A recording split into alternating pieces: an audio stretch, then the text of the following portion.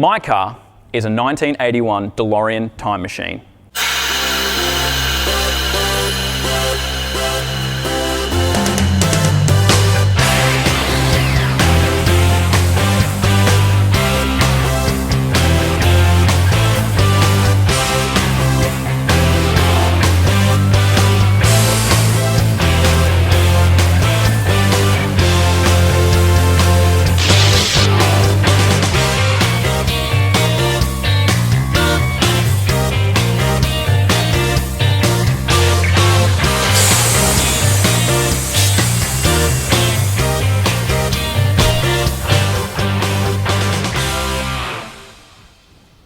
Hi, I'm Nathan Clark, the General Manager here at Haltech Engine Management Systems.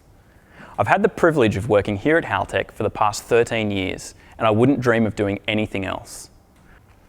Just like most people here at Haltech, I also have a car that I've invested way too much time and money into, and then crammed it full of Haltech products.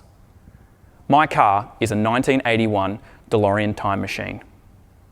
It is a replica car from the 1985 movie Back to the Future. Why a DeLorean? Most people don't know how this car pretty much dictated what I wanted to do in life. Seeing Back to the Future as a 10-year-old, I instantly knew I wanted to work with both cars and electronics. Now, years later, I'm working at Haltech, designing and building electronics for cars. I never thought that I would actually own a DeLorean, but 2 years ago, one popped up on eBay USA, of all places, for the right price and with everything I was looking for. It was always going to be a time machine, as it was always about the movie car rather than just the standard DeLorean, so I had a lot of work ahead of me. The DeLorean originally came with a 2.8 litre V6, which makes roughly around 100 horsepower, and most people don't know that the movie car was overdubbed with V8 sound effects, so obviously my car would need to be a V8. When the car finally arrived, it was far worse than I imagined. The bodywork was fine, but everything else required serious repair. A frame-off restoration was then underway, which quickly escalated into a while you're there project. The frame was powder-coated, new brakes, new suspension, cooling system, interior, everything got that once over, and in went the Chevy V8. With the car assembled, the Haltech catalogue was then thrown in to bring the car into the future. Controlled by the new Haltech Elite ECU, a DeLorean had never run so smooth. With sequential fuel, sequential ignition, drive-by-wire throttle, dual knock control, dual CAN wideband, dual TCA4s for individual EGTs, I/O expanders, individual wheel speed sensors for traction control, and various other pressure sensors, the Haltech controls everything. Even some of the time machine props are now controlled by the Haltech ECU. The final result is this: the world's most powerful time machine. The most common question I get is how I got all the movie props for the car.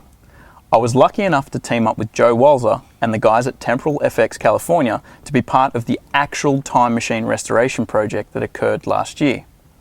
I was involved with the restoration of the electronics of the actual screen-used movie car, which was in desperate need of repair. This was another dream come true for me. Having access to the guys who know the car inside and out was invaluable, and without their help, my car wouldn't look as good as it does. It's still a work in progress, but it is getting there slowly with time.